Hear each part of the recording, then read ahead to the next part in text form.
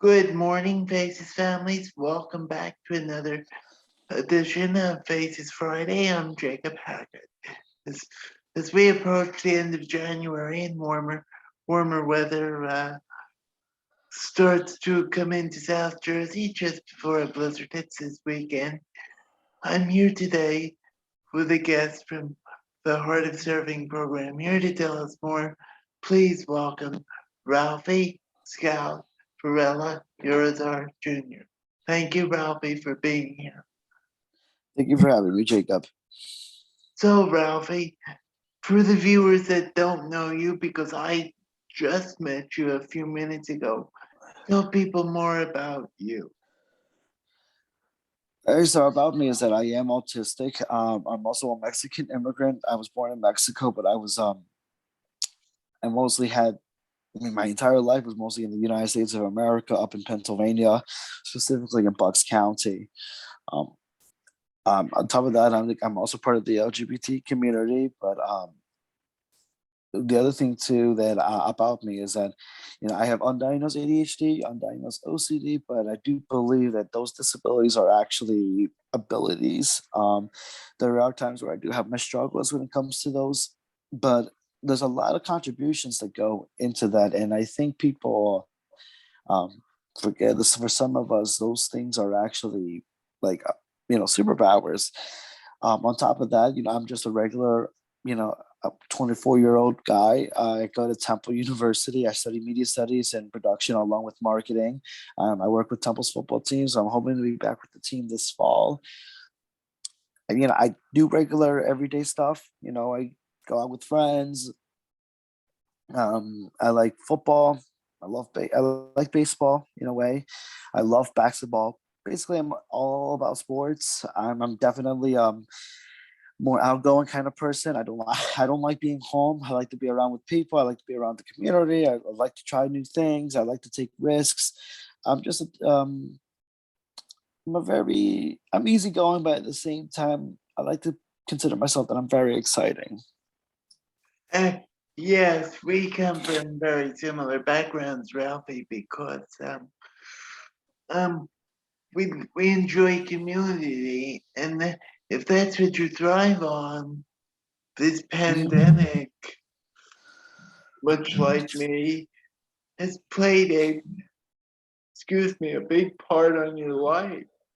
I mean, when you when the essentially the light flashes before your eyes, and all of a sudden you get thrown into a virtual world, it's got to be hard. Yeah, unfortunately, actually, I'm graduating from college really late. Actually, I would have been 2020, but then the coronavirus pandemic hit, and on top of that, I also have a money issue. So I actually do plan to go back to school this fall. I'm going to be a 24-year-old junior, but it is what it is. Everybody says you're on your own journey. You get done when you get done, and I'm starting to believe it.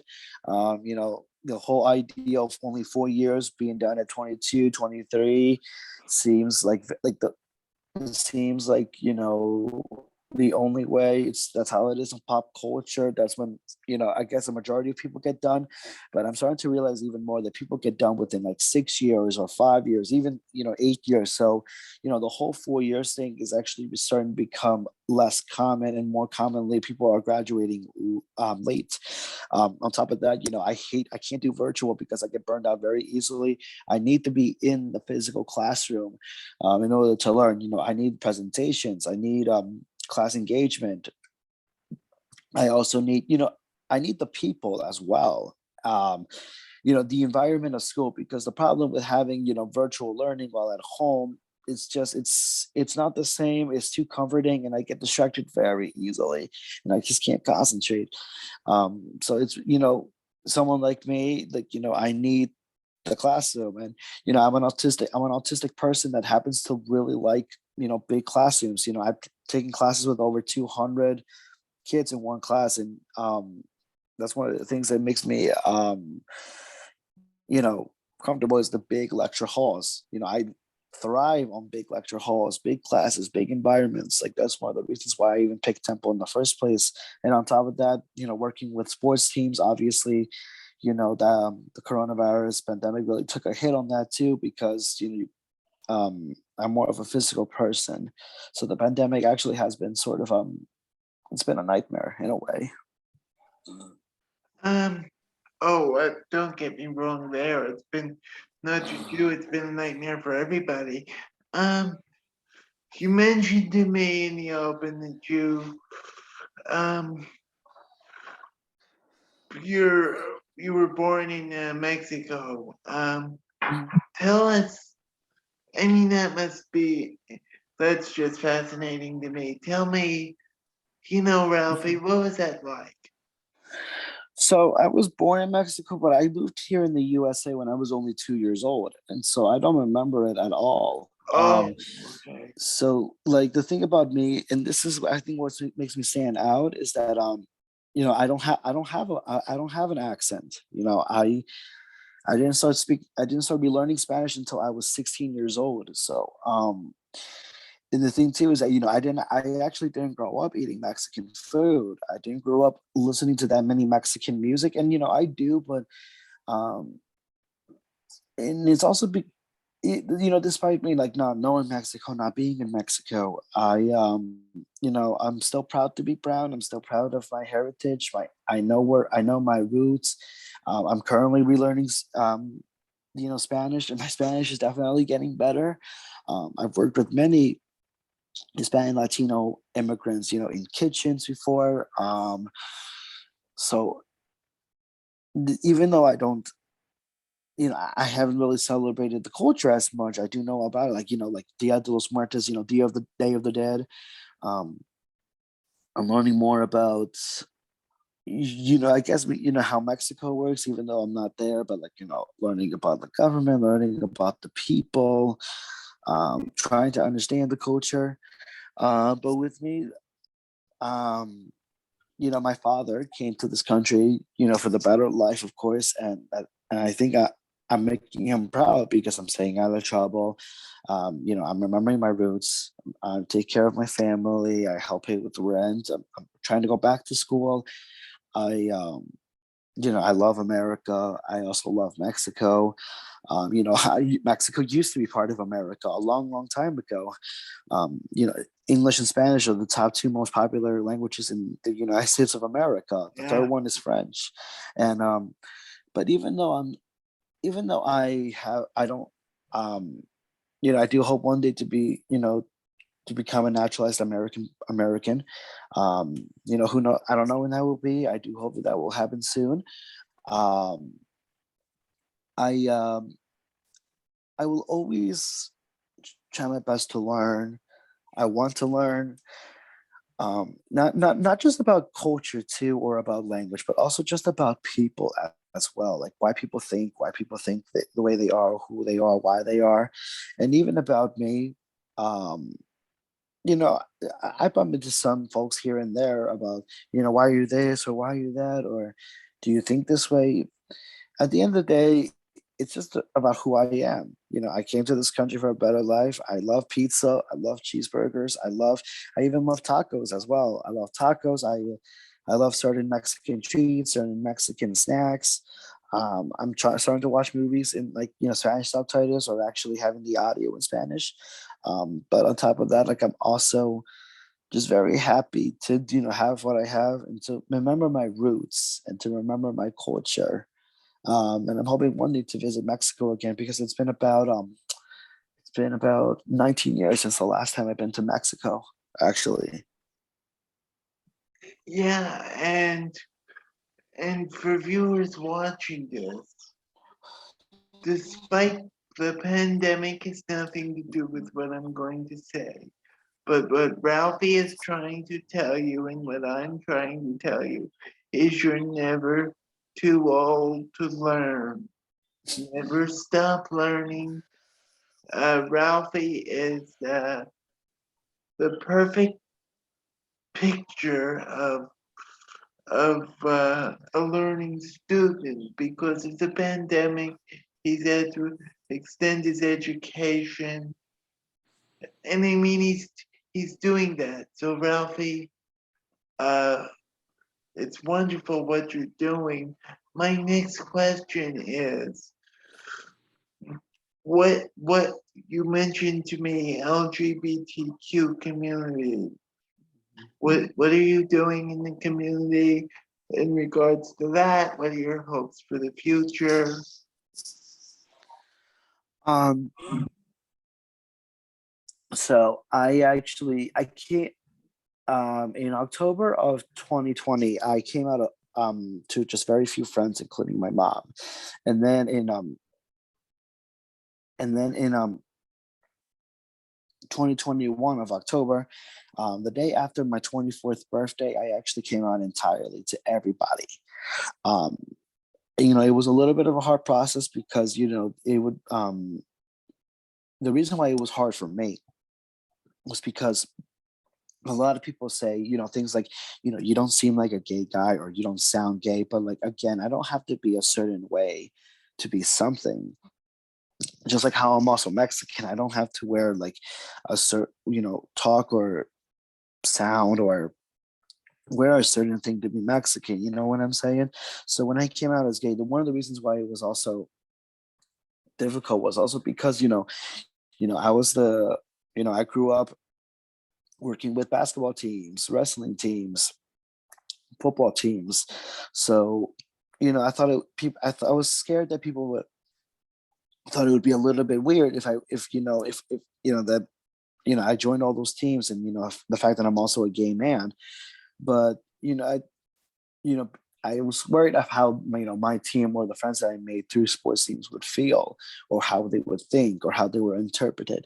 But literally, when I came out, there was no bad intent. And I think, and because they've known me for just quite a few years now, how I am with character, how I am with heart, how I am with ethics, how I am with morals, that they never saw me any less.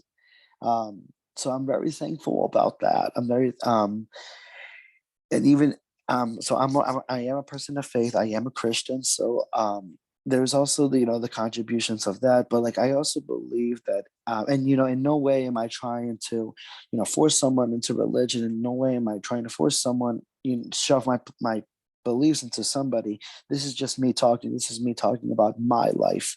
So I do believe that this is how I am. This is how I was born to be, because no matter how many times I tried to release how to like stop being gay, it never would go away. But really, I also thought to myself, what's so bad about me? I'm not hurting anyone, I'm not abusing anyone, I'm not destroying anything. I don't. And the thing too is that some of the kindest and nicest people I ever met are a part of the LGBT community. So, and I love them to death. They're great people. They have full of heart. Whether it's gay, straight, bi, whatever, which one. I've met the greatest people who are gay, straight, or bi. So, I believe that this is me. I love myself, and I just happen to be a gay man. And what I want to do in the future is not just to bring awareness to of like why it's so complicated to be why it's so complicated to be out. What disadvantages are they're still out there, because people will say that we've always had the same rights as everybody else, but that's not true. Like, so there's some rights that there's some workplaces that will not allow you to work there simply because you're gay. There is some certain foster homes that will not allow you to adopt a kid simply because you're gay. There's certain places that will not allow you in because you're gay. And so there's a lot of a lot of different contributions, a lot of different scenarios, a lot of different rules, a lot of different sayings. So like, what I want to do is be involved in in charity work. I want to be involved in parades. I want to be involved in awareness, anything that involves that we're people just like any other person. And I think that's a long overdue.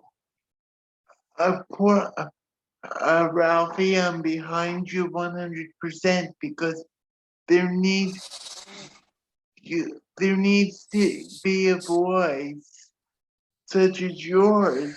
Say, I'm an everyday person. I'm just the same as you and me, and this is me. So, Mhm. so you be a voice. Friends, don't be afraid to open up. Uh, Ralphie's here sharing his story with you and I and the rest of the world. Um, Now, the main reason why we're here. Isabel told me you are or you were involved in Heart of Service. Please tell the viewers what that was about and how you you helped or they helped you. Oh, are you talking about when I nearly drowned? Yeah, yes, that's why she. Yes, that's why she mentioned. That's why you were mentioned to me as a guest today. Please, Okay. All yeah. right, here we go. So it was in it was back in 2020. It was actually my very first time going to Ocean City, New Jersey. It was my very first time. And it was my very first time going with friends. So, it's my first time going to Ocean City, New Jersey. It's like a dream come true. But unfortunately, that same day around 7 a.m., it was around 1 a.m. in the morning when me and my mom got into a very bad fight about this. And so, she took me back to my friend's house and I didn't say goodbye. I didn't say I love you. I kind of just shut the door and I got in the car with my friends and I just wanted to forget everything. I wanted to forget about family. I wanted to forget about my hometown. I wanted to just be with my friends, yada yada. Um Around 5 p.m. and we it was 5 p.m. on 54th Street. The lifeguards have already gone home. There's no lifeguards after 3 p.m. according to a sign that I read after I nearly drowned. Yeah, this just the I don't know why. I hopefully that's something that the Ocean City Beach councils can change because I nearly drowned at 5 p.m. They're down at 3 p.m. So it makes I don't know.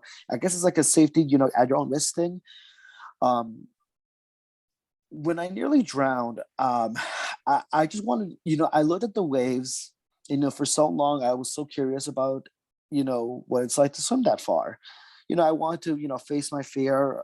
Um, I did have a little bit of fear of sharks or like whatever was in the water but at the end of the day, I also remember that sharks don't swim that close to ocean, to the ocean shores, to the ocean land. So I wanted to face my fear. The problem was that I swam a little too far because I was expecting a tide to kind of like push me back to the land, but it never came. So that's when I started to swim back. But as I was swimming back, I noticed that I wasn't moving, or at least I don't think I was moving. And I just remember like my heart just starting to beat a little faster because I was getting tired, my arms were getting tired. So it literally feels like I was not moving at all. And the problem started to occur when the water was coming up towards my mouth. And, obviously I was starting to, hyperventilate. I started panicking. So, and I've never been caught in a riptide before. I didn't even know what a riptide was. I didn't know what a current was. I didn't know what any of that was until I started drowning, or after I started drowning. And I remember just like my arms were starting to get tired, very tired instantly, and my body was going numb. I could not feel my body. So, I started screaming.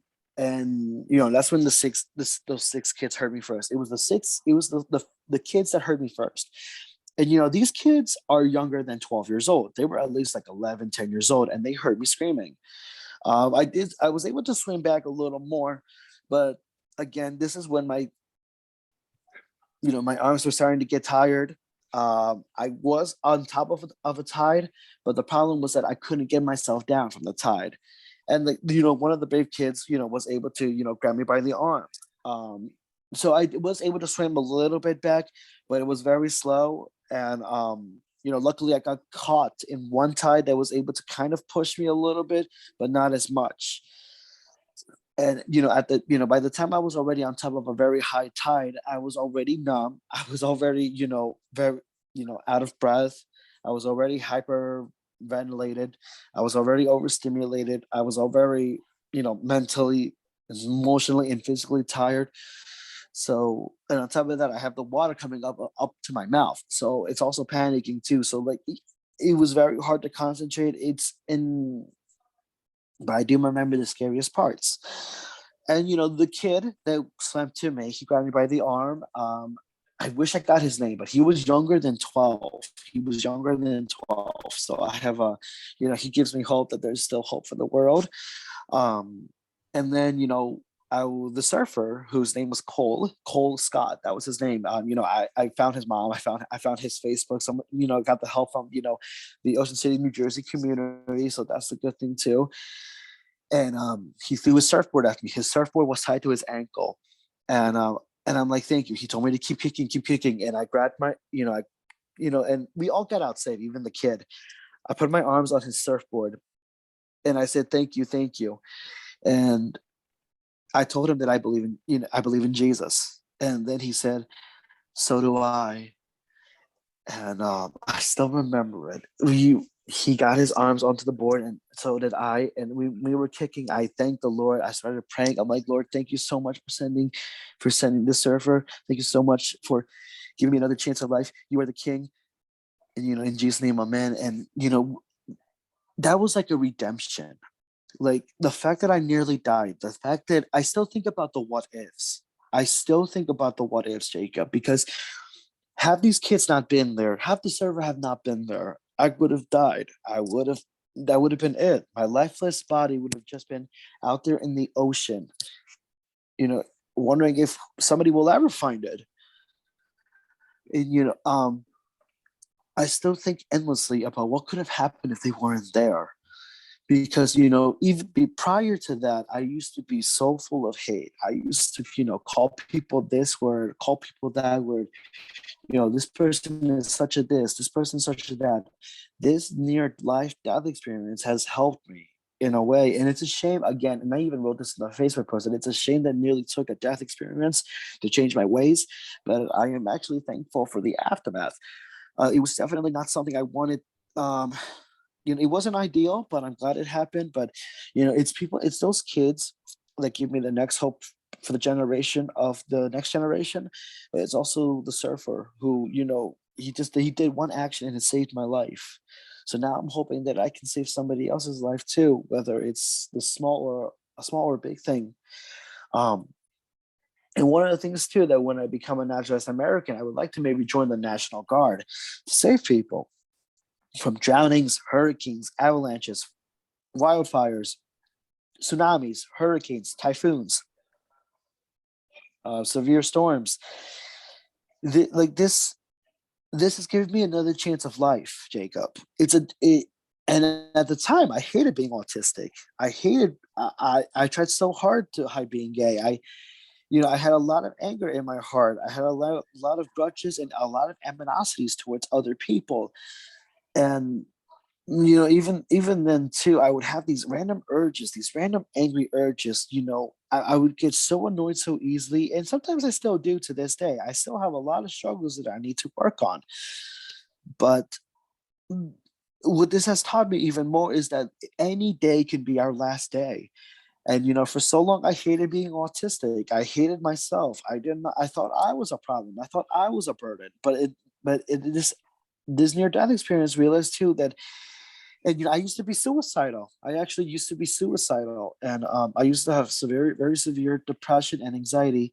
And the fact that I nearly died that time just showed that I really do appreciate and love life. So this has taught me even more to treat my friends well, to treat my family well, and um, after the incident of nearly drowning, I went to Florida for the very first time in my life. I'm going back to Temple University this fall. I work two jobs now. I have a great relationship with my coworkers. I I have I actually have two big brothers actually that I met through football actually, who are teaching me to be a man, teaching me about God, teaching me about what it means to be strong, to have strength. Um, I got to see my grandmother finally. I got to see my uncle after 19 years actually. There's a lot of good things, amazing, beautiful things that have happened after nearly drowning. On top of that, I came out of my shell of being gay. I started embracing being autistic. I started, every day I'm texting my friends now how much I love them. I text them good night. Um, I try to be optimistic. I try to kill people with kindness, even if they don't deserve it. I have family members that don't believe in the whole believe in kindness thing, but I do. I'm very different than my family. I realize even more that I'm kinder now. I learned to appreciate and love and see life. And even though, I still have a lot of struggles and a lot of some things that I need to stop or some things I need to work on, regardless, I believe in people. Even more, I believe in people. I believe in hope. I believe in grace. I believe in love. I believe in redemption. I believe in healing. I believe in second chances. I believe in teamwork. I believe in sportsmanship. I believe in leadership. I believe in wisdom. I believe in empathy. I believe in sympathy. I believe in compassion, and I believe in life. Ralphie, there aren't many times that I am speechless at the end of an interview. Thank you for sharing your story. Thank you for telling the world what you have to offer. You Thank you. are a story that no one can tell but you. I mean, I've never heard out of all these interviews I've done in the last year, your story has to be one of the most inspiring, compelling accounts of life. I, I, I was, I'm hoping one day to meet you. Your story is just so inspiring. Keep up the great work. Keep in contact. I'm going, after we complete this interview, I am going to send you my contact information. Please keep in touch with me. I Of hope. course. Are you're friends with Isabel Mosca, correct? Or you know of her, I should say. I know of her. I would love I would love to set up a meeting with her with you. I mean, thank you for Love to. sharing your Of course. story. I mean, ladies and gentlemen, there are I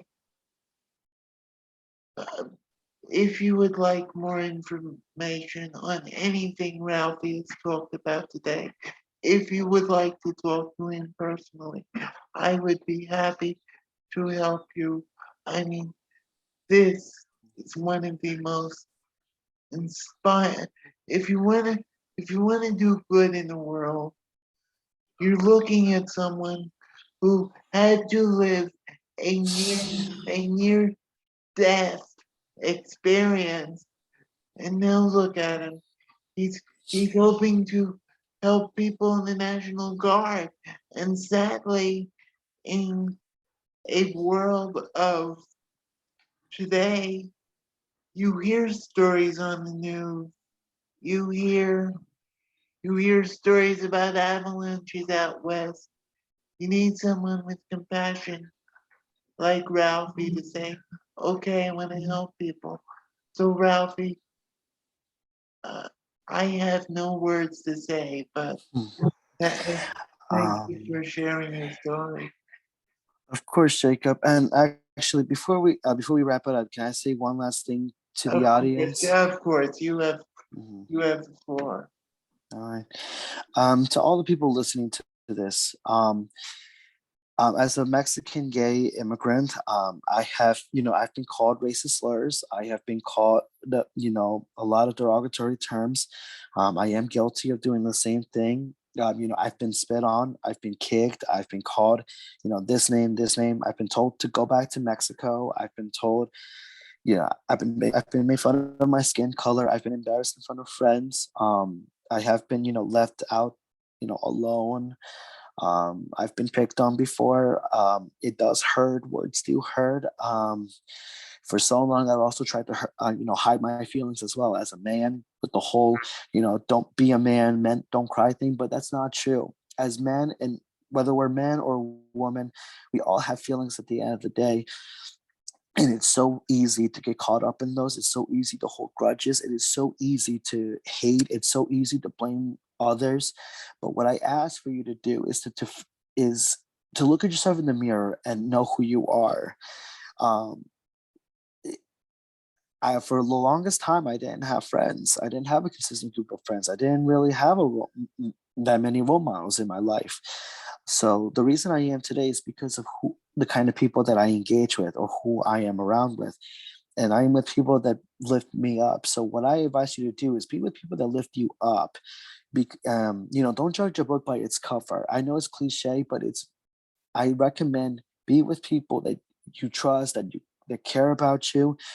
And if there's something you don't like about yourself, go up and change it. Put effort into it. And if there's something that you want to love about yourself, embrace it. It's gonna take time. It's not gonna take, the overnight. It took me about 20 years to finally start embracing that I'm autistic, and I'm 24. It took about 19 years for me to start embracing that I'm autistic because for so long I hated it. Um,